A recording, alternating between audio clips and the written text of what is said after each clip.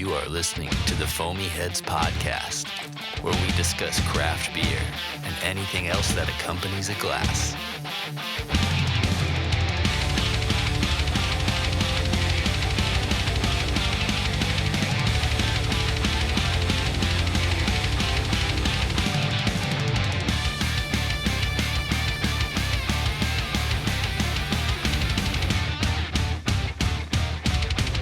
All right, Mitch and Rich here with the Foamy Heads, back hanging out in Chattanooga, Tennessee. Mitch? Yeah. What's up, dude? It's great being out here. It's a good day, too. Like, surprisingly, not a whole lot of rain towards the end of the week, although my watch was telling me it was going to rain every single day. So I'm glad it's been a clean, clear journey here. Imagine being the guy who could get their job wrong 90% of the time and still be employed. Like, just imagine if Alex was like, "Yeah, we're not going to be busy today, so we're going to have like two servers and one bartender," and then all of a sudden, out of nowhere, they get jam packed, and he's like, "Yeah, we'll try again tomorrow." That'd be horrible. You give me a little PTSD. So Alex is doing a great job. Let's keep him employed. Yeah. Yeah, the weatherman job would be pretty cool. In my industry, I can't be. I'm in IT, right? And so, like, if I screw up, multiple people know about it. It's a hypercritical position. It really is. And for retail, it's not like we're selling anything important anyway, but, like, I guess for the big wigs it is. Yeah, it is all trash. We're hanging out at Chattanooga Brewing here in Chattanooga, Tennessee. Like you said, Mitch, weather was great. It's really holding out for us. Hopefully it's not going to rain anymore. It's been raining a lot the last week. We've got two gentlemen here with us today. We've got Alex, the GM, hanging out with us. What's up, dude? Hey, what's going on, guys? We're glad to have y'all here with us today. Thanks for, this is awesome. This worked out. I think we were in communication about a month ago, maybe a little less than a month ago, seeing if we could get this to work out. So we appreciate you guys taking this time out today to kind of help us out. James? Hey, how's it going? What's up, man? Oh, not too much, another day in the brewery. James is a brewer, Chattanooga Brewing is. Company. I'm excited to get into his head on some of this stuff, too, because we're going to be drinking their beer today, Mitch. Hell yes. We've got a couple already in front of us that they've graciously provided for us. I'm excited to jump into these. I really am. Typically, we just start doing introductions and things like that before we get into the beer. I want to kind of know a little bit about Alex. How long you've been here and what you've been doing, kind of the positions. We talked about a little bit of it before you jumped on, but kind of walk us through where you got to be where you are as GM today here at Chattanooga Brewing Company. Sure, yeah. So I've been here about 2.5 years at this point in total. So obviously, a couple years ago with the pandemic, it kind of, took a lot of people's jobs away. And like most other people, I was let go from my other job. It was another restaurant here in town. But as things started reopening, I had always wanted to get more into the brewing industry and check it out. I was always a big craft beer fan. The last restaurant I worked at, whenever the beer reps would come in, I was usually the person they talked to just because I was usually the person most interested in it. So when things started opening back up again, came down here, I heard they were hiring, so I came down and got a job just as a bartender at the time. And then soon enough, after a couple of months, a position opened up in the brewery as things started picking back up again. They needed some extra hands back there, so I hopped back in the brewery, was doing a bunch of cellar work, just kind of learning more of the ins and outs of how the brewery really functioned. So spent probably about 8 months to a year back there. And then I'd also worked in mini kitchens before as well, so I had a lot of experience there. So when our former GM was going to leave, he recommended me for the job, and it just kind of made sense since I had really seen everything, how it worked here. So I'd seen all the ins and outs. I knew all the dirty little secrets. Yep. So, but it also helped that I've been a longtime fan, just in general. Me and my now wife, then when we were dating, we used to come here all the time just to grab a beer, some food. So awesome. Never really imagined myself actually working here or running the place, but life has a funny way of working out. Alex is the guy to call when there's problems. Yeah. Yes, that's got to suck. No, I thankfully have a fantastic team, small crew here, which is just an absolute blessing that having such a small, tight-knit crew. A lot of these people have been here for a long time as well, which is just huge having such little turnover in a place like this, especially in this industry. And I like to think that it's because we are a tight-knit group. People enjoy working here. They actually feel close to one another. It's not just, crap, I got to go to work. It's, right. I'm sure there is a component of that. I mean, who doesn't feel that some days going to work? But thankfully with that, having such low turnover, we're able to have a tight-knit group where people jump in and help out. And feels good because I've definitely worked in places where it's every man for himself, and it's not a great work environment. Not at all. Yeah. He brought up a good point talking about there's turnover in this industry, and some of it's good turnover, right? Like some of it is they're working here for a while and then they want to expand their horizons and they move somewhere else, which opens up an opportunity for somebody else that may not be in the industry to step in. And we've talked with people in the past that were with this brewery, and then next time we see a post or whatever, they're moving to another brewery. It's like they've been there for a while, they've put in their work, and they've definitely made their mark, and they've put a lot of progress into that brewery, and then they decided this space needed some assistance too, or this brewery had a position open. And so some of it's good turnover, but I would imagine some of it's also kind of cutthroat in the sense that beer doesn't provide high margins, I don't think, a lot of the time. So especially if you're not a restaurant and you have food, if you're just running off of beer and distribution, especially with that multi-tier distribution, like they got to get their cut too. So I imagine when you're running a place like that, it's probably, there's some turnover there that's probably not good as well. Oh, absolutely. And I feel like the food component really is an extra layer, of stress, but also it can be a really nice component as well, because when people are here, they're settled in, they've had a beer, they're talking, what do we want to do for dinner? Well, there's food here, so let's just stay here, get something to eat, end up having a couple other beers and instead of going somewhere else. So it's definitely a nice component to have that, but obviously it's a whole extra layer that I think restaurant industry is a different beast. Oh yeah, when I talk to some of my other friends in other breweries around town that are just a tap room, there's different levels of stress there, obviously, because it's a whole different beast, but when they hear some of the stresses of just trying to keep a kitchen running all the time, they're like, wow, I'm glad we do not have a kitchen over here. So, but, there's pros and cons to it for sure. Because on the other hand, like I said, it keeps a lot of people in the seats here. So Absolutely. Yeah. And we've got James here with us too, man. He's a brewer here at Chattanooga Brewing Company.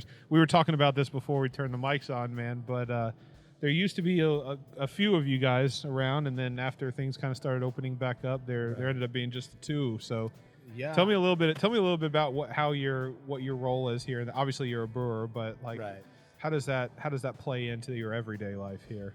Well, it takes up most of my life at this point. I feel very passionate about it. I've pretty much devoted most of my time in and out of work to it because I'm so excited about the industry and excited about the product itself, reading books, listening to podcasts, going to as many breweries as I can to try different beers all over America if I can, I started in mid-COVID, and at that point there was two brewers. Both of them had been working here for about 5 years, and they were just, ready to move on to a new place. They definitely kept it going for a really long time, and they said they needed a keg washer, and I had never worked in a brewery before, but I've been passionate about craft beer since I was allowed to drink beer, and so I jumped at the opportunity to even get to wash kegs, and eventually the head brewer left, he moved on, so it was me and one other guy, and so more opportunity presented itself for me to learn how to wash tanks, and hopped on that opportunity as well to just learn how to clean tanks and how to sanitize tanks. And then they were like, we need you to start transferring beers and carving beers. And I was like, well, that sounds awesome. Start adding more to the plate, man. Yeah. And, about a month in, my coworker really wanted me to start assist brewing with him because we're brewing about, 60 to 80 barrels of beer a month, and so that was way too much for him to do by himself. So on top of washing kegs and cleaning tanks, I said absolutely, I'd love to assist brew. And about 2.5 months in, I was brewing mostly by myself, and felt very blessed and excited to be able to work with my hands to create something that people get to enjoy together. It's a huge blessing for sure. That's awesome, man. I love the amount of beer. I like the beer industry in general. I don't talk to enough people like you, like what goes on inside your head, and we certainly haven't talked to somebody that started doing one thing and then moved into something else and then moved their way up to brewing. Right. I think that opens up my eyes because I've never heard of anybody that kind of makes those tiers up before. And then on top of that, you're doing the same thing over. You're doing that plus the next thing, and then they need you to do something else, and you do the next thing. Yeah, I never stopped washing kegs. Yeah. I was washing kegs the whole time. Just add more to the list, right? Yeah, just brewing 2-3 times a week as well, and learning how to clean the brew set, learning how to. Now I'm at the point where I'm helping with recipe development and ordering, and That's cool. helping with distribution, which is a whole nother part of the industry that is not my favorite part of the industry, because it has to deal with numbers and planning out ordering of ingredients, and that is I didn't go to school for business. I went to school for art, and so You're a it's creator, basically. Right? Yeah, I very much enjoy the creative aspect of the job more so than anything. So but it's part of the industry, and I'm gonna put my head down and keep learning and keep grinding. I like that. Hell yeah. Well, you were definitely thrown in the deep end pretty quickly, which I feel like was probably honestly the best thing for you, because experience really is the best teacher, and it was kind of like, we need you to do this. So I'm glad you're excited. So jump on in. You can take classes all day long, but until you actually get in and get your hands dirty, Right. you'll never really know the best way, the most efficient way to do something until you just do it. Right. Yeah. Yeah. I remember my first solo brew. They because at first you're brewing with somebody, and they're doing most of the work, and you're helping out, and then eventually you're doing most of the work, they're helping out, and then you're doing all of the work, and they're in the brewery washing kegs, and then at some point they're like, I'm going home. I'm going to have a day off. You're going to finish this brew by yourself. And I was like, well, that sounds really terrifying. And he was like, yeah, well, okay, well, Suck it up.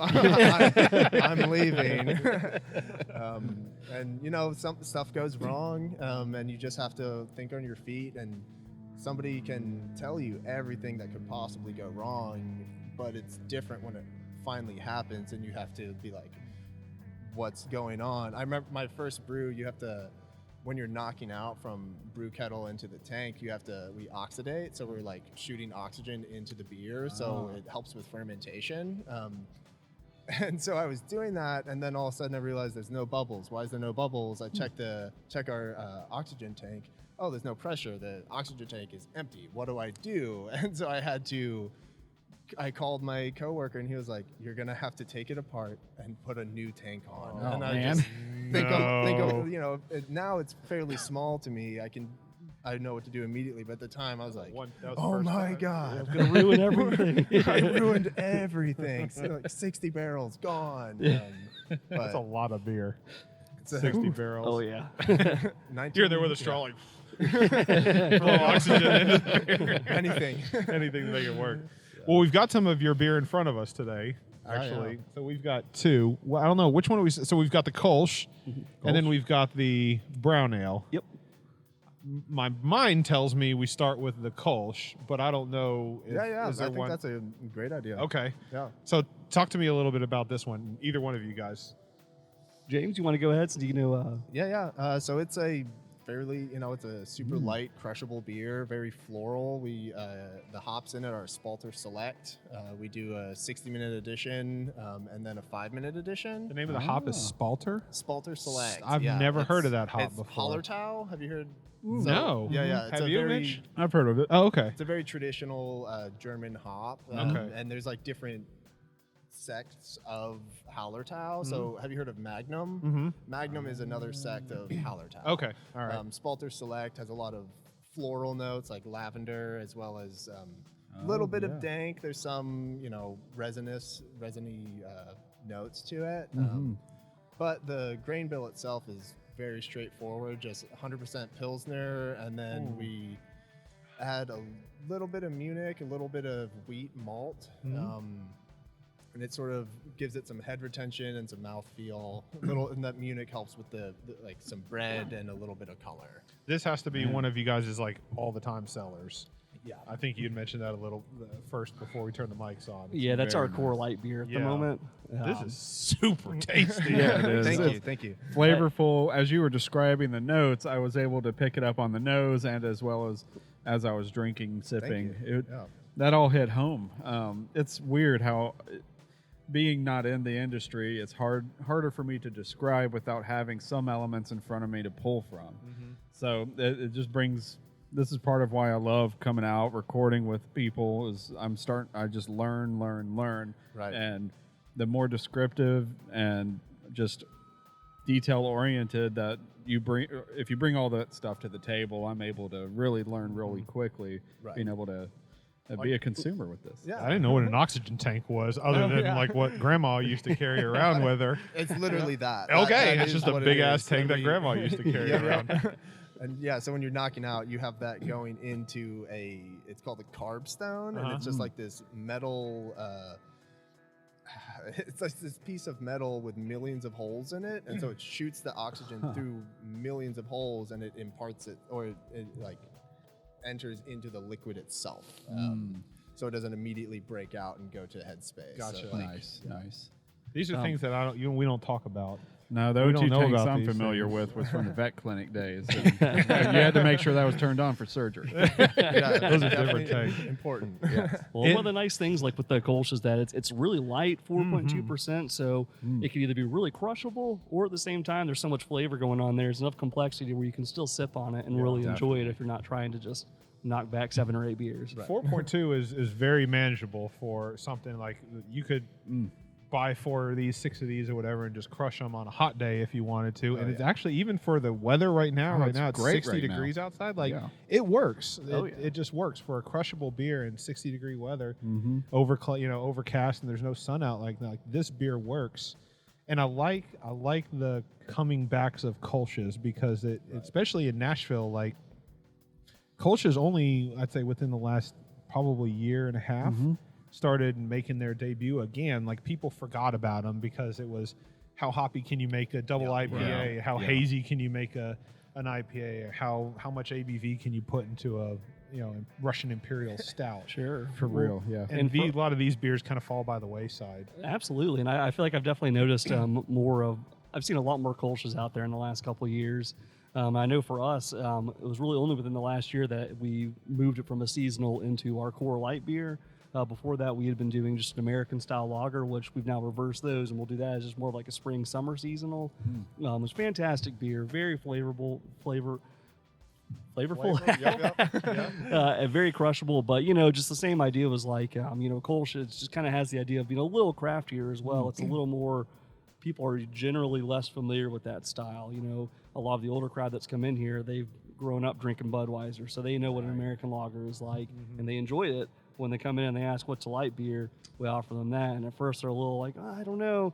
And they try it and they're like, wow, there's a lot of flavor. Yeah, it's like I didn't realize I like craft beer. Didn't realize my beer could have flavor. Exactly. I didn't realize my beer could have flavor. How much of this do you make at a time, We James? How make much? 60 barrels at a time. 60 so barrels. Our brew set is 15 barrels. Okay. And so what we do is we do 2 double batches in a row. Like one day we'll do 2, the next day we wake up, do it again. And each brew takes about 8 hours. So normally I have done both in one day, and it is a task, It's man. a long 2 days if Yeah. you've got to do all 4 of them with somebody. But that's how I learned. Like I said, I was assist brewing with the only other guy, and so he was like, I'm not doing this by myself. And so it really threw me in, and learned a lot on my feet just doing it a bunch. But yeah, it takes about 2 days to do it all, and then lager it as long as we can. Is this something that's taproom only here at Chattanooga Brewing, or do you guys can this and distribute it as well? So we can it and distribute it as well. All right. Because I don't think they don't make it out to Nashville. Do you guys have? Oh, we're not up in Nashville beers? at the I haven't moment. seen. You haven't seen you guys. That was one of the things that piqued our interest when we were going through. Because, hey, to you guys' credit, like your brewery community is growing. Yes. Oh, absolutely. Chattanooga is just Crazy. growing like gangbusters. You guys got a new tailgate location in here from Nashville in the old Terminal. the old terminal. Yep. And then of course, you've got some of the ones that have been here that I've known for a while, like Odd Story, Hutton and Smith, and those guys, and then Chattanooga. But you guys have so much growing that when we were planning a trip out here, we were like, who is it that we want to talk to? Oh yeah. And we're like, well, let's see if Chattanooga Brewing wants to talk. And you guys reached back out to us, and we kind of created that conversation there. But we don't have you guys' beer here. We have Hutton and Smith in Nashville, Right. and big fan of those guys. I don't know if Odd Story No. distributes out to Nashville. Okay, think so. but I know I haven't seen Chattanooga Brewing in Nashville, so that's kind of why I asked the question. Like, are you guys out in our area? And I just missed it, but it doesn't sound like you are. Yeah, so at the moment we are in the Knoxville area, obviously the Chattanooga area, a little cool. bit of the North Georgia area. That's something we've that is in the talks of trying to expand back into Nashville. But as I'm sure y'all know, when you get into the whole distribution side, there's a it's a whole different beast right politics there. game, And honestly, like I've known a lot of breweries both outside of Tennessee and even in Tennessee that expanded so quickly that they got too far out there, and all of a sudden they couldn't maintain that, and it almost becomes a more detrimental thing to their business, and then they got to pull everything back in. I saw a lot of some breweries out of Alabama that did the same thing, that they were exploding a couple years ago. Can't find them anymore now because they just expanded way too quickly to keep up with that. Spread too thin.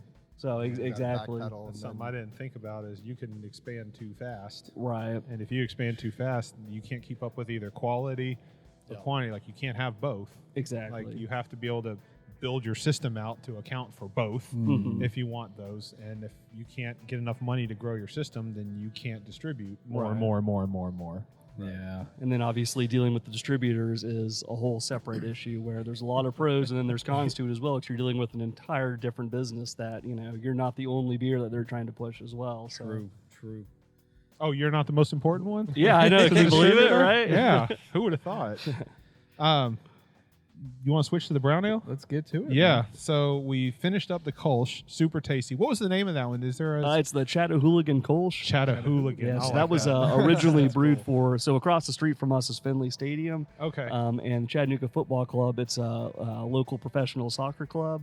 They've been around since 2009, and we've been longtime partners with the Chattahooligans, who are their fan club. So we're the official bar, post game. Do a bunch of watch parties over here. So Nice. when we had originally brewed the Chattahooligan as a seasonal beer for then and for the soccer season, as I said, it's now moved over to a year-round core beer, but that's where the name comes from on that I one. like it. Very That was nice. Really good. That was tasty. Brown ale. Brown ale, man. Talk to me about the brown ale, James. So it's Chestnut Street. That's the Chestnut street our brewery is on. Yep. So we named it after that. There are no chestnuts in the beer. You would be surprised how many people ask. The amount of people that assume there's chestnuts. I didn't think to ask that question, to be honest. Man, most people think that. But so it's a fairly straightforward recipe. Again, we're using Pilsner as our base malt, and then we use a decent amount of Munich for some bread and some color, some biscuit flavor, and then we also use some chocolate malt as well. Chocolate. There it is. very Yeah, nice. I get that. Yeah, some very dark malt that Great really color. comes through. Very Thank good. you. I Yeah. love that color. Yeah, it's not incredibly dark, but it definitely little bit with chocolate malt goes quite a long way. Is this something that you guys brew year round as well? Yes. So this That- is another one of you guys' common I think beers. that's our most popular. We make that one pretty much all the time. We're going through like about 60 barrels a month. So it's we pretty much normally have one one fermenting, one we're kegging off of, and one we're about to brew and do another tank. Same thing over and over again. Yeah. Yeah, I mean, for the longest Machines. time, if you were around town and you saw one of our beers on at a restaurant or a bar or anything, it was typically the brown ale. And same like with cans, it's one of our most popularly distributed beers. But in the last couple of years, especially bringing on a new brew team with James and our head brewer Warren, we started shifting to a lot of other small batch seasonal stuff that's really kind of reintroducing back out into the market as we're not just the brown ale. We have a wide variety of beers you can get as well. But of course, people still, I mean, all the time I'll see people I haven't seen in 10 years and they'll ask, oh, what are you up to these days? And I tell them I'm working down here. Instantly, they're always like, I always got the brown ale in my fridge all the time.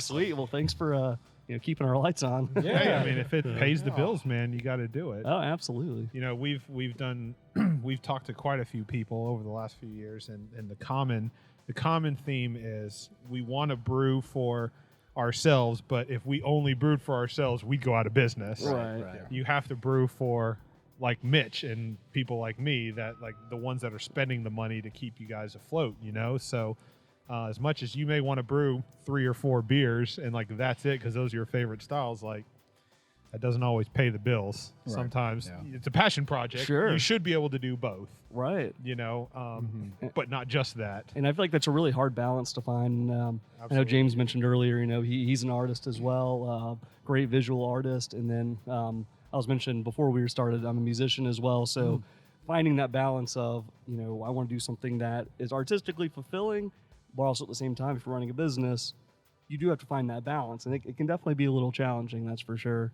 That's true, because you don't want to just mass produce something for people and not, because then you don't have fun at doing it. Right. James doesn't get to do what he wants to do, and we got a bee bugging the fuck out of us right now.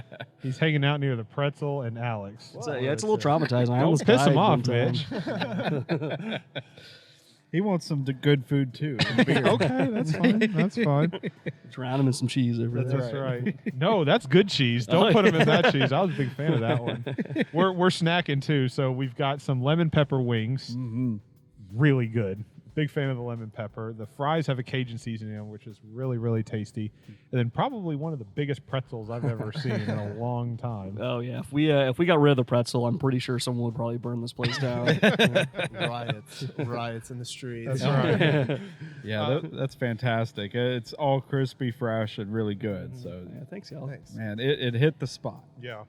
Brown ale, big thumbs up. Oh yeah, Thanks. I would also keep this in my fridge. Yeah. No, I see what they're talking about. Yes. That definitely Yeah. makes sense. What's the ABV on this one? 6.2, so a little bit 6.2? heavier. Yeah. Wow. Okay. That's a sleeper. For I was me. expecting Yeah. a little bit lower than that. No, you definitely don't taste it. I mean, Wow. it goes down smooth. Even though I make it so much, I normally have some in my fridge as well. I mean, it's a really nice beer to have with dinner. It's a really nice beer to like pour into nice glasses and have with your friends because the color is so nice and the head retention is normally really great on it, so it just looks really Heck yeah. pretty. It's a good looking beer, and I was not expecting 6.2 Not at all on the no. ABV. I don't know what I was expecting, but that number surprised me. Yeah. It's a little higher than most brown ales you typically Okay. find. All right. Maybe that's what it was. I don't know what the ABV is on a typical brown ale, I but feel like it's in between Fives? 4.5s to the Yeah. fives, the mid fives. Yeah. 6.2 was higher than I was expecting, but you don't taste it. No, not at all. It's Yeah. super sleek. Ours is also a little bit sweeter than a lot of brown ales. Normally they're a little bit more on the dry, bitter side. Yeah. So we sort of lean to the other side and try to do. I didn't make the recipe, but we try to uphold what they created originally, which was something a little bit sweeter, which is English brown ale is the style we were going for. Gotcha. It It's is a little very bit nice. sweeter. That's what Yes. I've had brown ales that I expected to be sweet and were not. And every Yeah. single time I go, I kind of thought brown ales were supposed to be sweet. Maybe they're not supposed to be, but I anticipate them being sweet. So this actually hit exactly what I was expecting a brown Sweet. ale to taste Good. like, because that sweetness that comes through on the end. And many, many, many times I've had a brown ale and I go, this is going to be sweet, and it wasn't. Right. I'm glad you mentioned that because I thought I was the only one that experienced that. So maybe not. There definitely are a lot of sweet brown ales. It's not like we're the only ones doing that. It just, anytime I've had a brown ale, I want it to be a little, some caramel, some toffee notes to it. And then Definitely. it's like very dry and like, respect to dry beers. I like me some dry beers, but for whatever reason with brown ales, I like some sweetness to it. Yeah. I feel like this brown ale would lead me right into the pretzel and the dips Yeah. associated. This And is now you understand great. our Yeah. ploy. Don't take the pretzel away, Alex. Don't take the pretzel away. I don't know. These were good. What do you think, Mitch? You want to take a quick rinse break and kind of man. reset everything do and then it. come back into it? Sounds good. We'll go to commercial real quick and then we'll be right back. Sweet. We're back. We've got refills sitting in front of us. Alex brought 3 beers for us. 3 new beers for us, I should say, because we had the Kolsch and the brown ale first, so we're already at 2, and then he came back with 3 more. So these are good. Without getting too much deep into a Mitch, but foreshadowing, we've got I'm sorry, Alex. What one? This one right here, the peppery. So we've got our habanero beer, Habanero. the Hot Mama. It's a very popular one around here. It's a very Habanero. divisive beer. That's for sure. That one I think we decided we were doing last on Yes. this round, right? Okay, yeah, perfect. So we're moving in. Did we decide IPA Yep. next? I Is think that what we're IPA doing? first up. Okay. talk to me about this IPA a little bit. So that is a brand new one. We just came out this month, actually. sweet. Awesome. So it's called the Palisades IPA. I brewed that one myself. So it's going to be, again, we're using Pilsner as a base, have some Munich in there as well, some Carahel. And then as far as hop profile What's the hops goes, in it? we bittered with Magnum. Then we did a 60-minute cascade, and then throughout the rest of the boil we were adding Centennial just every couple of minutes, and then we did a Whirlpool edition of Centennial as well. And Is then that what's on the nose? yeah, that Centennial hops? Mm-hmm. Okay. And then we did dry hop with Simcoe and Citra, so you might be getting some Little Simcoe bit as of well. Simcoe, yeah. Definitely, yeah. Yeah, so we tried to go for something it's West Coast, but not so West Yeah. Coast that it like kicks you in the face, you know. It's It a doesn't cross between coat an your American and a mouth. West Coast IPA. to me. Yeah. Oh, this is tasty. Tried to make something a little crushable. It's around 6.5%. Yeah. Decent golden color man. to it. This is great. Thank you very much. This is a this in my what I would think it is would be a West Coast take, like spin on an American IPA. Yeah. It's really good. Thank you. I Thank you very much like this beer. I have been for a hophead. I'm a hophead, and I just what you didn't used to be like that. I think everybody either starts out just loving IPAs or they absolutely hate them and they have to grow into Oh, them. yeah. I was that guy. I started out hating them and I had to kind of grow into them a little bit, and then I mean, it was Dogfish Head that brought you in, right? yeah, it was. Oh. It's weird because the first IPA that I ever really like tasted that I liked was a 120-minute IPA, and I'm like, why would this IPA be the one to bring me into the game? It had to be a nuclear like palate record. Well, it's 18%, 17%. Yeah, So yeah. it was hoppy, yeah, but it was sweet, so it wasn't overly bitter. And then I realized that what I didn't hate that I thought I did was I was thinking that I didn't like hops, but in reality I didn't like bitter. Hoppy was good, but you can be hoppy and sweet at the same time. But bitter is a whole different ballgame. Typically they go hand in hand with IPAs, but so that's kind of why I gravitated towards the 120-minute because the ABV made it sweeter. But over time, I started getting more and more to the bitter side, and I started moving towards the West Coast. But for IPAs, I drink a lot of them, and I've only had like one taster of one today. So I've had all other kinds of beer that I didn't expect to have. So this is a good welcoming addition. I'm glad you like it. I very much like that. How long? You said this was mid sixes? 6.5. 6.5? Yep. Hands. Again, tried to make something you could have 2 or 3 of and not be Stumbling not out the door. destroy your palate and not make you incredibly drunk. You can session it with your friends. yes. Because I love 120-minute as well, but like if you have more than one of those, You're done. Right. Gonna be sick. We did a few stouts one night trying to knock out episodes for the holidays last year. And then the Not a good final- idea, by the No, way. I don't You're just like recommend it. banking episodes. You're just drinking and drinking and drinking. No, it's not a good idea. Our final set was Heaven and Hell, which was Dogfish Head 120. and the Worldwide stout Worldwide mix. stout. Nice. Dude, delicious in its own way, in its own right. Wasted. But holy crap. How'd that episode turn out? Whew. It was interesting. It's out there, but I don't It's remember out there, making it. and you can already tell that we were sloshed before we started. We were just like, "Hey, now we're gonna have." It's this one. It was a great idea at the time. Yeah, but right. it was not a good idea. Hindsight's always Hindsight. 2020. Always. As many ideas always are, you know? Yeah. This The is creative impulses were in full swing. Oh, of course. Right?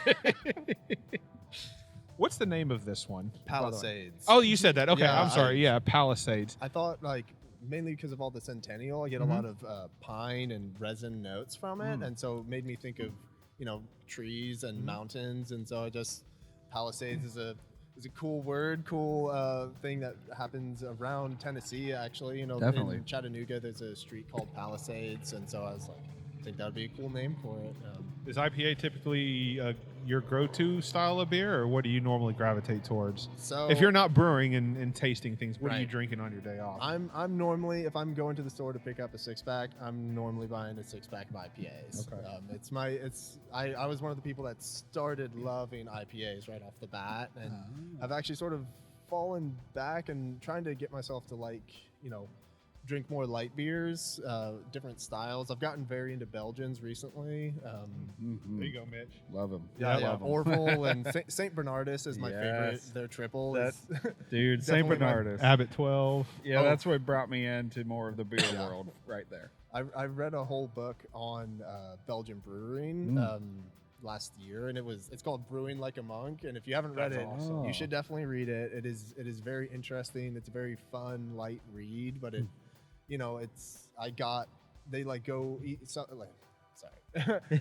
each chapter will be about a specific brewery that has been doing it for hundreds of years. Nice. It goes about the process and the malts they use, the hops they use, and then getting to read the chapter and drink the beer that was they made. It's a really fun cool experience. read. Yeah. Oh, That's awesome. man, monks are crazy. That wasn't the statement I was expecting to follow. Well, Something it's like that. they do all sorts of shit with herbs and like liquors and beers. They know what's up. They know what they're doing. You know what's wild is like back in the Middle Ages, because a lot of their job was just like transcribing stuff all day. And so if you go back and you look at some of them kind of off on the sides, they found like little quotes where basically they were like, "Oh, I can't wait for my daily allotment of wine today." Just like weird little things like that where it's like, I bet, it's probably a pretty mind-numbing job just sitting there transcribing all day long. God, yeah. I wouldn't want to do it. No, that's not what I'm designed to do. So, Hophead, IPA guy. Alex, what about yourself? What do you gravitate towards? Man, for the longest time, I would have said the same thing, but I feel like recently, like similarly with yourself, I started off just like a lot more into darker beers, and then eventually had an IPA that I was like, wow, okay, this I really enjoy. I got really into IPAs for the longest time. And now the last couple of years, I've kind of, especially being more in the industry and trying a bunch of different beers, and I've really kind of gotten more into like the seasonality of it. Of this time of year, like I'll be drinking like our winter warmer a lot, and like a lot more of the darker beers. But come the springtime, I'll go back to something lighter. And IPAs are definitely in the rotation all year round. Especially that's typically what my wife enjoys drinking. So I'm gonna pick up some beer. I've usually got some IPAs in the fridge, but I've kind of really shifted more to the moment, what I'm really feeling at the time, what I'm doing, what's going on, what if I'm eating something with it. So kind of tried to get more into the moment and the seasonality of it all. So nice. My mind space has been chaotic with beer lately. I don't have much of any bulk in my fridge right now. Unfortunately, sake took a lot of it. I got really deep into sake this past year and a half, and it's a whole new world. It's brewed in a similar sense, but it's way more painful to make a sake than a beer when it comes to the process. And the more I learn about it, the more just insane it is to me that people persevere through the long hours of pressing rice. It's crazy to me, but you get a lot of good byproduct from that, like koji and whatnot. And I'm just learning more and more about it, but I ended up filling my fridge full of it. And my beer, my IPAs went sidelined, and I had to pour some out because you could just feel it in the can. It's super pressurized. It's probably a little expired. So I had a few triples and doubles that I just had to like taste test and dump depending, because I didn't have anybody around that could just like, I'll drink it, and throw it back. And I'm the older I get, the less intake I can do on stuff. So there was a good batch that I had to get rid of this year, unfortunately, and RIP to my IPA collection. But I still got some Belgians that are there, and oh my God, the living waters. Yeah, Too that many. One's the stout. Like the stouts. Quite good. Yeah, it's going to be. At least those can rest a bit. Right. That's true.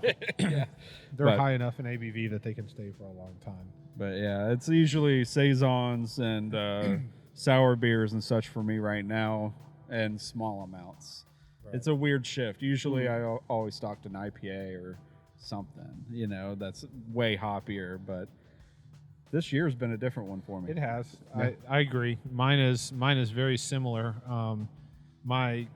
We talked about, I started out hating IPAs, and I kind of had to grow into them, and then for the longest time it was, give me 100 IBUs, give me 200 IBUs, give me to the point where your tongue can't even pick it up anymore.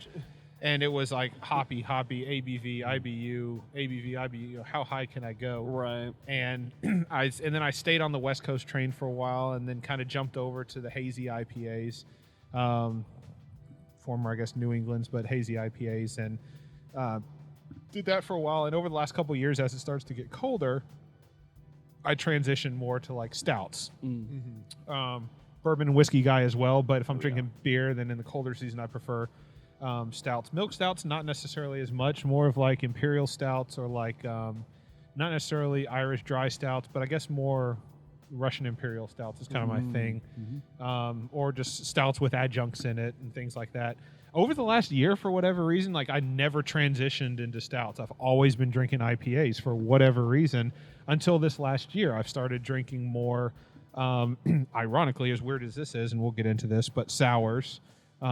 Typically not myself. I'm not a sour guy, but every single time I try one, I end up it's good. Yeah. Like I end up like I used to swear them off. I used to hate them. But I think in the right setting and with the right description, if somebody can walk me through it, then my expectations are set. Then I think I'll enjoy it. And it's this guy's fault, Mitch, for basically saying, hey, here's a sour, and he gave me a Yazoo Embrace the Funk. And this beer was just like super weird and funky, and I swore him off at that time. I brought down the party with that one. Yeah. But I mean, what was that? The craft beer selection at the time was what? Yazoo and Blackstone. That was it in Nashville. Yazoo, Like you didn't Blackstone. have anything else, I don't think. Other than the I'm blanking on the name. Bad Shock Tops. Shock Tops, yeah. I mean, you had all of those beers, but in terms of like local breweries in Nashville, I think it was just Yazoo and Blackstone. Yeah. Oh yeah, I remember those days. Yeah, and Linen funk beers Kugels. were not even on my radar because I was drinking Linen Kugels and I was drinking Blue Moon and Shock Top, and I thought I was the shit drinking Killian's Irish Red. Here I am. I'm like, And I it was gotta like, check hey, this try out. this funk beer, and it turned me off. But again, and we can jump into this one now, but the sour beer is, I think, in the right setting, Alex, like it'll if you guys can set my expectations right, then I'll probably go for it. But I don't know what to expect in this one. So James, kind of walk me through this a little bit. So this one is our blackberry sage. So it's a kettle sour. Okay. So we soured it with Lactobacillus plantarum. So it is not incredibly sour, but it definitely is. It's tart when you sip it. Tart I can handle, I will say. Yeah. Tart I can do. Yeah, more on the refreshing side than Yeah. like that funky, vinegary kind Don't of. like that kind of stuff, It's but tart not I the can one definitely that, do. like kills your palate or anything like that. Nice. So we kettle soured it, and then we fermented around 75% way through fermentation. We added fresh blackberry puree to it. Gave it this really interesting color where it's like a Pink. It's like Yeah. a pink, purple, like salmon. Yeah. Almost a grapefruity color. Yeah. And we used a half and half of Pilsner and wheat on it. And so it has really great mouthfeel and head retention. And and then right when we crashed the beer while we were carbing, we cut fresh sage that we bought locally in Chattanooga and soaked it into the beer as we were carbing it. And so it is an interesting, like when you sip it, you get sour, sweet, like fruit sweetness, and then when you swallow, you get this nice hint of like, oh, fresh herbs. Weird. Where did that come from? That's high marks right there. You set my expectations. All right. Let's dive in, man. All right, Mitch. I'm going to try it, man. I'm going to do it. I've always been a fan of kettle sours. They've hit the right place of the in between for me on sours. Same. And yeah. You're right. That sage kind of taste comes in right at the end after I finish drinking it. It is kind of sweet and tart at the same time. Yeah.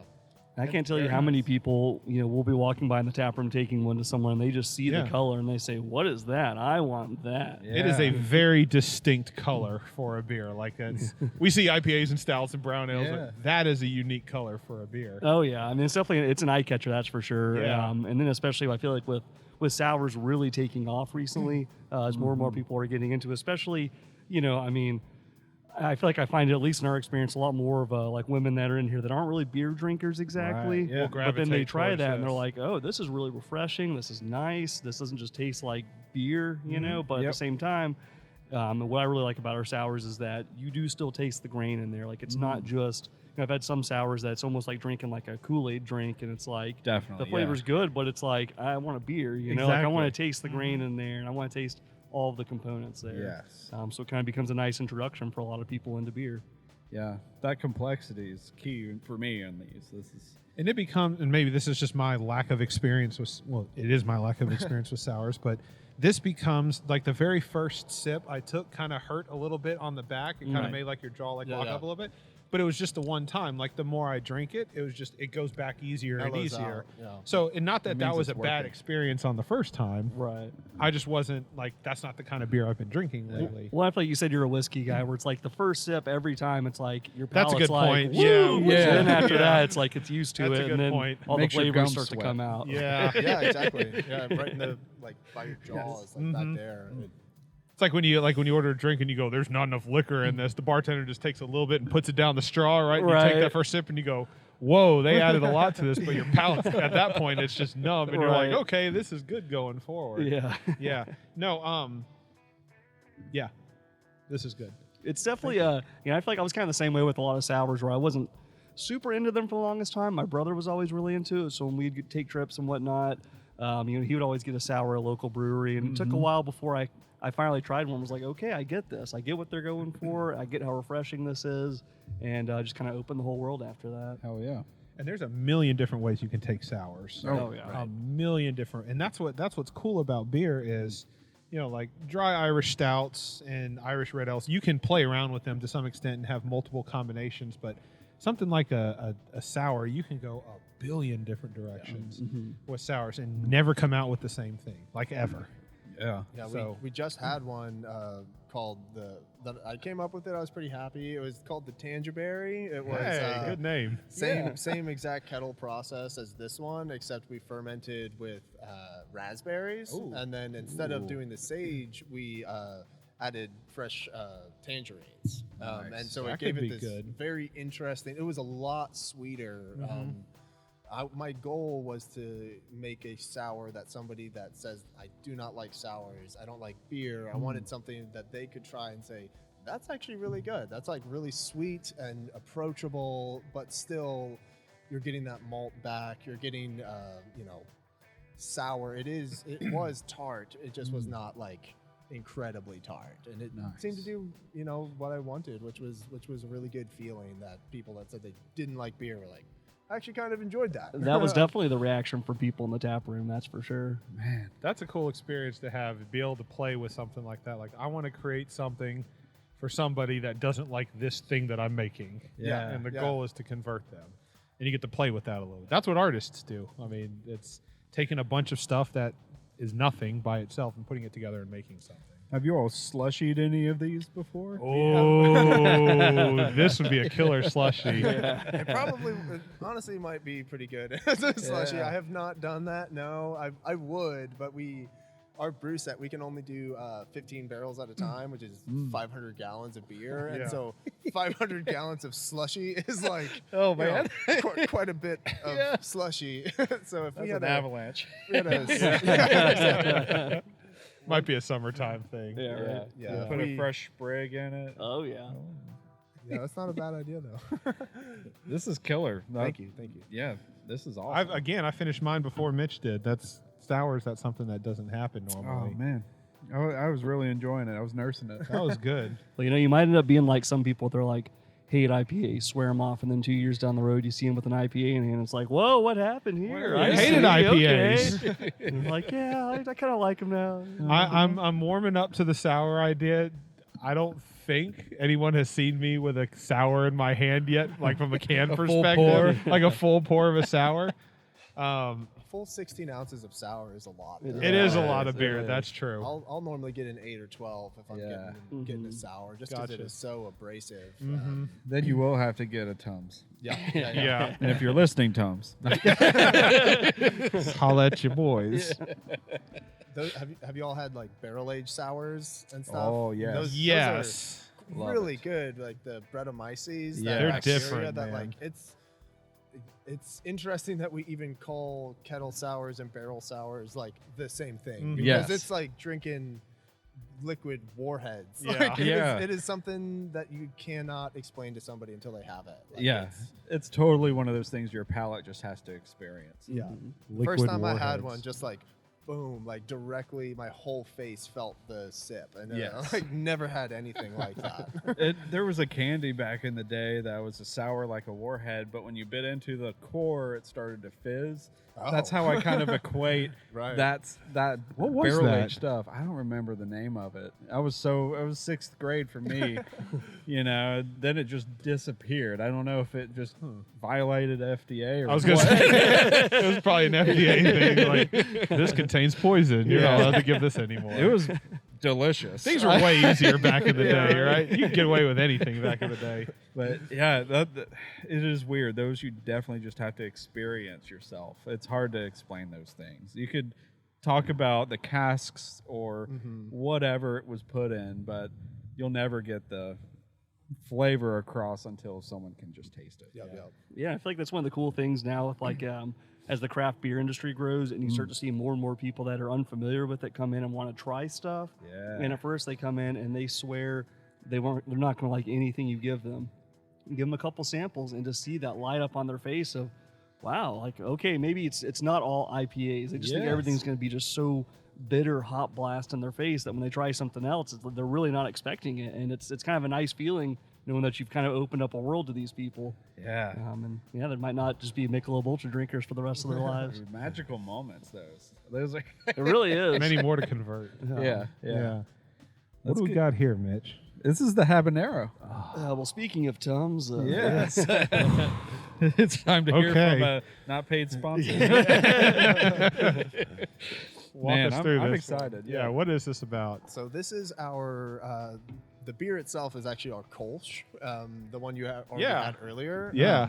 So we get about 40 pounds of pure habaneros in, and we juice those down into a liquid concentrate. Anyone's eyes melt? I mean, when I'm doing it, I'm wearing like 2 pairs of gloves. I'm wearing respirator. I'm wearing glasses, and like all the doors are open. people will walk into the brewery and just be like, Yeah. "What's happening?" James is back there like, you know what would go really good with this Kolsch? Liquid peppers. yeah.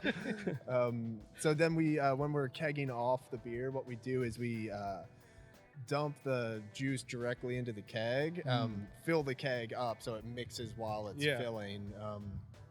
And then it is incredibly spicy. we put about 200 milliliters of that in a half barrel, and it. Oh boy. Yeah. But there's also like fresh bell peppers in there with it as well. Yeah, just for honestly, the bell peppers are more for liquid than anything, because the habaneros themselves don't have a lot of liquid in them. So that with the about 4 or 5 bell peppers, and we get a really good balance. Smells peppery. Yeah, man. Smells good. It smells peppery. And over the years, we've done whole different iterations, different batches. We used to do back in the day before I worked here, but we'll just come in here. They always had a rotating batch, their hot mom, and then they always had a hot IPA as well. So over the years, we would do different batches, different beers, different peppers. I remember one year, it's probably about 2 years ago, we had a tangerine IPA. And we took some Carolina Ghost Reaper peppers and we did it into that. And I mean, talk about like you bring it to your nose, you could feel it tingle before you even take a sip. Like it was tasty, but it was almost too much. So over the last year or so, we've really kind of refined exactly what we do. So just there's some consistency there, you know. Yeah. So when people come in, the people who are longtime lovers of this beer, they have an expectation. They're not going to come in and all of a sudden it's on. Things are different completely, right? Exactly. It's a spicy, stout instead of on the Kolsch, which a lot of people seem to enjoy that because it's easier to drink. You get the pepper flavor, you get the heat, but it's also a refreshing beer as well.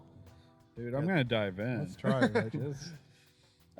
I smell the notes of that Kolsch earlier, but there's some sinister right there. So I'm gonna dive in. Woo! Yeah, right in the back of the throat. Oh, exactly in the back of the throat. Oh yeah, I can see a little bit of the particles there too. Oh yeah, Man. Oh, that's got the flavor of the habanero. Yeah. That's probably my favorite flavor of all the peppers. The habaneros, the Oh, hops. by far, yeah. I just love how sweet and roasty it is. And the Kolsch was a good idea, I Yeah. think, because the Kolsch is easy to drink. I could see a stout working well too, but like a Kolsch is, especially the one that we had at the very beginning. That was the first one, right? It was the very first one we had at this episode. the Kolsch was very easy to drink. It was corn and sweet and all that. So the offset of the peppers, it works well in this beer. Yeah. Yeah, but boy, you're right. that's It hits you right in the back of the throat. Like it is spicy. Yeah, I I always dig it. think of it more as like when you cook with peppers versus like dousing something with hot sauce. You know, Yeah, the flavor sure. of the heat kind of more envelops in with everything versus all that heat up front that masks your food. You know. Yeah, it's good, and it gets less spicy as you drink it too. Yeah. I feel because that first one initially was like, okay, Yeah. it's there, and it just kind of coats the back of your throat. And, you know, like I was saying earlier, some people it's their all-time favorite. Like we've got this one guy who's a regular in here. He's only in a couple times a year because he's a boat captain and spends a lot of his time off of the coast of Africa and the Canary Islands. Oh, cool. But he says the whole time he's out there, he's just like fantasizing about the hot mama. And Really? he says when he gets back in Dude. town, he comes right here, has a pint before he goes home. And I'm like, man, I'm sure your wife really appreciates that, but thanks a lot, man. Priorities. Yeah, right. Yes. This is the stop to be before going home. Yeah. Is this one canned as well? Don't can this one at the moment. I want to. We've done some really small batches of it in the past, and every time we did it, I mean, last time we did it, someone drove up from Atlanta and bought every single case. And Oh, it was just gone like that. Good so, for you Amazing, guys. amazing. That's great. It's a process canning it because of all the like excess sugar from Yeah. the habaneros themselves that it could create a bomb pretty easily if somebody left it in their car. So Ooh, like, and that's just extra special with the pepper, huh? so we're, exactly. So we're talking about some ideas. There's things you can do to lessen that, like from like to lessen the amount of. Trying to think what I'm trying to say. so it won't just keep fermenting and Yeah, explode There's one day. there's things you can do to keep that from happening. Less So of the we're- yeah. volcanic activity. Right. At least in the can, you know. Right. I will say in the springtime when you're all stopped up, you come in one morning and just a little shot of that just opens you right up, gets your day started. That's just right for sure. And that seems to be happening more these days. Like the allergy season's gotten a lot worse Oh man. over the last year or two. Maybe because everybody was kind of stuck at home for a Yeah. few months and Yeah. didn't get hit with all the germs and stuff Yeah. out there, and Right. that has consequences. You know? Oh yeah, well, especially Chattanooga's. It's one of the. I think it's like the second worst in the entire country for pollen. Just due to the geography, the air quality. This right here is will not open you up though fantastic. for sure. Oh yeah, Yeah. absolutely. We've run through a lot of beers today, guys. Yeah. This has been awesome. Question I have for you guys though is anything coming up for you guys, like events, things like that you're doing? Yeah, the Chattanooga floor is Brewing open. Company? Anything What do you want guys? to plug? Sure. So, y'all probably saw today as y'all came in. We've been showing the World Cup. That's been a big thing Oh, down yes. here. So it's been pretty wild down here, especially on USA days. I mean, obviously they're out of the tournament this point, Yeah. but people are still pretty psyched about it. Like I was saying earlier, being more of like a soccer bar, as much as one can be, and especially in Tennessee. But so we get a lot more of that soccer crowd down here. We've been running a lot of specials with that, showing all the games, doing a bunch of new food stuff, trying a bunch of new beers. We just recently released a barrel-aged Imperial Stout, which I'll be happy to let you guys try that one as well, because I know y'all brought Heck yeah. brought one too, and Yeah. we were able to get a couple Chattanooga whiskey barrels off that tank for a few months. Yeah. So we've been really stoked about that. And really just kind of looking into the new year of continuing to grow and just expand what we're doing style-wise. Like I mentioned earlier with James being pretty new, our other head brewer, Warren, he's been very new as well. So, I mean, James has been here just over a year. Warren will have been here a year in February. So really, it's still really just starting to get their feet wet of like new recipes, what we can really do here. And especially, Chattanooga Brewing, it's gone through many different iterations over the years. Sure. One of the oldest breweries in town, not even just our historical roots. Originally opened in 1890. We're the largest brewery in the Southeast at the time. But since reopening, we were one of the first craft breweries here in town. I think the Terminal and Big River were the only ones that opened beforehand. So over the years, there's been many different iterations of the beers we're doing, what we're doing with the space, what we're doing with the food. And so in the last year or so, we've really, especially since I've taken over and have seen, all of the years of Chattanooga Brewing since I've lived here my whole life and been a fan, to really lock down and just set a new course of what we're doing food-wise, beer-wise, space-wise. So really just excited to keep expanding there and experimenting with new styles, getting more out into the market than we've done in the past, doing a lot more special food stuff down here. And then, events. We've always got events going all the time, so different Amazing. stuff each week. Dude, I'm glad to be here today to be able to enjoy Yes. the new direction and the food especially and the beer. Oh my God. Yeah, you guys have been Fantastic. extremely hospitable. Yeah. Thanks. We can't thank you guys enough. What do you think, Mitch? Any closing thoughts? You know, let's just take a rinse break and then let's get our bottle open that we brought to share. Okay. And the stout you were talking about before. Perfect. Yeah. And just round out the session with those and then we'll finalize it. Cool. Cool. We'll be right back. More beer. This is round 3. So typically when we do episodes like this, we have 1 rinse break, but we've had 2, and each time we've come back with more beer. So you guys have been very hospitable to us. Thank you so much. You guys came back with a stout, actually. So I want you guys to kind of walk us through and explain this one to us, because I'm looking at the bottle right now. You guys graciously gave us one to take back with us. 10.1%. Yep.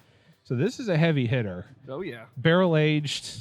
It smells great. I don't know anything about it, so kind of walk me through this. So it is a milk stout, an imperial milk stout. We Okay. put about 1,600 pounds of grain into it, and we maxed out our mash tun for it. We could not fit any more. That's great. We tried, and we fit about as much as we could. So we have a lot of different. We have Crystal 40, Crystal 60, Crystal 120 in there, as well as chocolate and black malt. So it has a lot of complex flavors going on. We did some roasted barley in there. Smells great. Smells really good. Thank you. I'm. You said it's a barrel aged milk stout, Yes. which is awesome, because the problem that I have with most milk stouts is there's no adjuncts, there's no barrel aging going on. Thank you, Mitch. It's just a milk stout. Like, it's very plain, it's easy to drink. I don't think I'm going to get that here, especially at 10% and barrel aged. But so I'm glad to see that you guys are doing something different than just it's a milk stout. Yeah, there's definitely a lot of complexity there, not just from the beer itself, but then obviously when you get it into the barrel and you get the oaky, vanilla, cherry flavors coming out of the barrel, was very complimentary, which I really enjoy as a whiskey drinker myself. Sure, yeah. Because I can't remember who it was from. I had a barrel aged stout recently, which was really nice, but you didn't really get any of the barrel notes. It was all like they brewed it with chocolate and coffee, and it was a nice stout. Don't get me wrong, but all you got was the chocolate and the coffee. You got none of the barrel notes at all. It was very light. It's and a missing piece. It was right? a little disappointing to get a nice barrel aged stout and then not really get any of those notes at all. It is sweet, but the barrel really brought a lot of other notes out in it that I like quite a bit. We did do a 5-hour boil on it, so it's very thick. Yeah. And with 60 minutes left, we soaked cocoa nibs for the remaining 60 minutes of the boil. Chocolatey, bitter chocolate. Oh, yeah. This is good. And the nose is super barrel aged too. Yeah. I'm really excited to try this beer. This smells really good. Chattanooga whiskey definitely hooked us up with some fresh barrels. Okay. It was 2 months in the barrels. Yeah. Before we took it out and carved it. And the label looks cool too. I'm sorry, I'm trying to Obscurum. Yep. It's a great name. I just the coloring on that's perfect. Thanks, Mitch. The coloring is great. It's black, white, gold. Right. Like it's 3 colors, but it looks classy. It looks like something. Almost looks like it doesn't look like a beer when you when I'm looking at the bottle. I don't know. It wouldn't be a wine. It wouldn't be a whiskey, but like it has a class look to it. And I really like it. Well, I feel like a lot of labels, at least when I see like bombers like that for like an imperial stout or any barrel aged stuff, they usually on the darker side with the labels, and that was our first initial Maybe thought. that's it. This is a very light. Right. Yes. When we saw the one rendering with the white label, we were like, oh, okay, maybe let's go down that road and see how we can see how it turns out with that. It looks great. Smells great. I'm about to find out if it tastes great. Let's dig in. Cheers. Cheers. Ooh. That's a heavy nose. Man, there's layers on this beer. Oh, this is good. You're right. So this is not like most of the barrel-aged stouts I have are Russian Imperial stouts, and they've got that like super strong finish where it's like syrupy and just real strong on the end, and where you're just like sip it one and done, and that's it. But this thing, it finishes like a regular milk stout, but there's barrel aged and chocolate up front and all that, and it finishes really smooth. Oh yeah, Oh, it's deceptively smooth. Wow. So good. This is great. Thank you very much. 10.1. That's what you're 10.1. allowed to put on the bottle, or that's what it is? It's 10.1. Okay, all right. I'm not trying to get you in trouble. Wow. The answer was always 10.1. Yeah, sorry guys. The answer is 10.1. I don't know what you're talking about, Richard. There's always money in the banana stand. Great show, by the way. Oh, yes. Really good fan of that show. Oh, this is so good. Yeah, Thank you. chocolatey notes. I love it. Uh-oh. Oh no.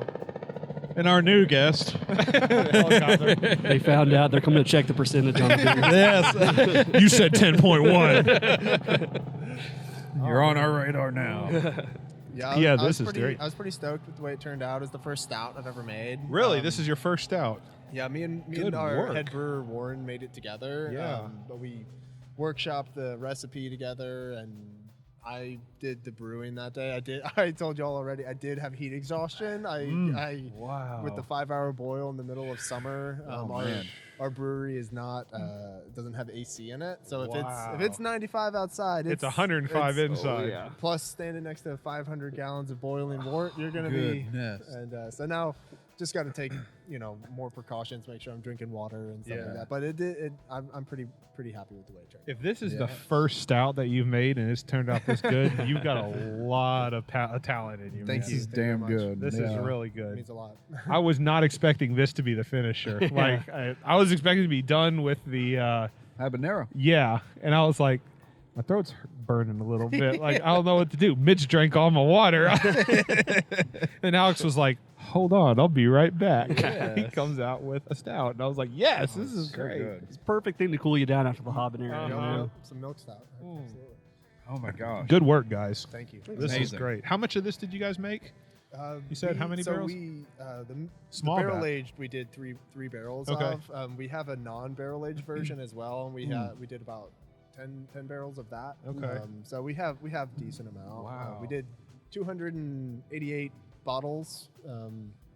Hand bottled them all ourselves. and, Half of each, 144, 144. Or did you all guys do- barrel. All barrel. all All barrel 280 of the aged. all Yep. barrel aged. Okay. Yep. Man. Amazing. Yeah. Thank you. Thank you I very can't stop talking about that label. I'm a big fan of.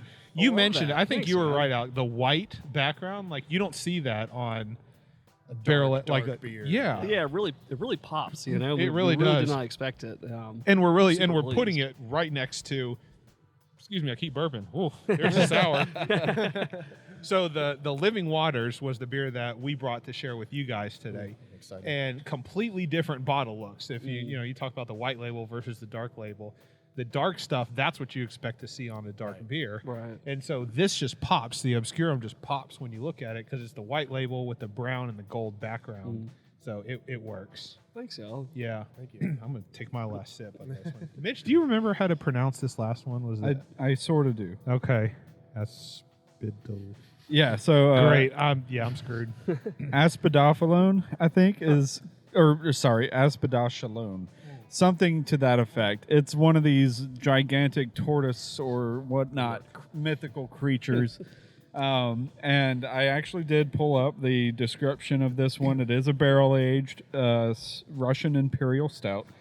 So, let's see here. Is this the birthday cake one? No. Oh, okay. No, it is. It is? No, it is or no, it isn't? It is. Oh, It is. okay. At first I said absolutely not, but then I saw birthday cake stout. And I was like, okay, yes, it is. It is not, Richard. So, it totally is.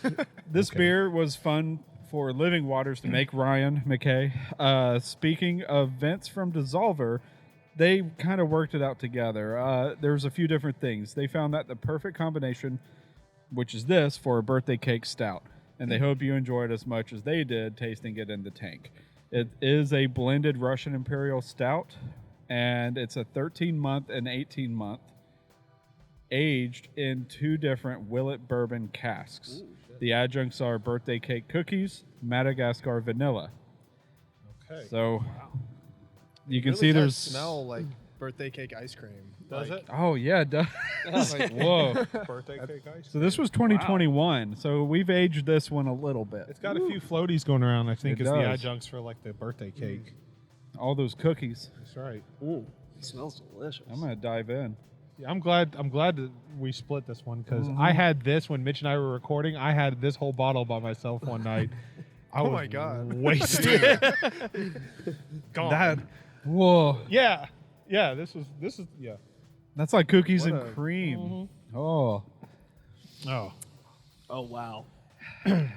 that's nice. Here's That's what I fantastic. appreciate about trying these both back to back: whiskey barrel aged versus bourbon barrel aged. Yeah. yeah. It's two completely different tastes. Now, obviously, one has adjuncts of like cake and Right. cookies and things like that. But if you're looking at bourbon barrel aged and whiskey barrel aged, like they're two completely different tastes. Bourbon's a little bit sweeter. Whiskey's a little bit more kind of has a bite to it. Right. At least for me, I've never done a whiskey and a bourbon stout back to back. Me neither. Yeah. So this is an interesting experience for me. Something I think is interesting when it comes to beer, a lot of times when you hear the word like complex flavor, you're normally talking about hops, something bitter, something on the like not sweet side. And this beer is very sweet. Like has such a complex flavor profile. Like I'm getting so much from it. I'm getting cookies, I'm getting cake, I'm getting frosting and sprinkles. Frosting. yeah. And then, Frosting. like- That's it. Yeah. And then bourbon and malt. It's like, wow. Well, that's what's cool because I feel like a lot of, especially like the pastry and more dessert stouts, sometimes all you get is whatever that adjunct is, and it's just like sweet bomb. Right. And you know, like I was saying earlier about like sours and stuff, you still want to taste that it's a beer. You know, you want all the complexities in there. At least I do. Yeah. I would think most people probably do as well. I love those complexities and learning about them. Being outside looking in, I love hearing all the anecdotes or thoughts or anything. Oh, that Whiskey is barrel and bourbon barrel stout Wow. back to back. what That's a excellent. That what was a good. way to finish with these two heavy hitters. Yeah, no kidding. Yeah, right. I don't know if this was a good idea. It was a great idea. Okay, that makes There's still sense. some left for anyone who wants some there. Wow. That is Yeah, cheers. Thank We've you. had Thank some you for good bringing beers that. today, gentlemen. Raising my Hell glass yeah. to you Yeah, guys. thanks, guys. Thank you guys so thanks for much. seeing us Cheers. today. Cheers. y'all. Cheers to you guys. Chattanooga Brewing Company, Chattanooga, Tennessee. Very hospitable to us today. Mitch and Rich having a good time. Closing thoughts, Mitch? Everything was damn good. Yep. And remarkable finish, man. I couldn't ask for a better experience. This is the greatest way to end the day for us. Well, Seriously, thanks, guys. Thank you so much for having us out. Glad to have y'all. We appreciate it. And we'll see you guys on the next episode. Yes, we will. Cheers. Cheers. Everybody. Cheers. Thank you.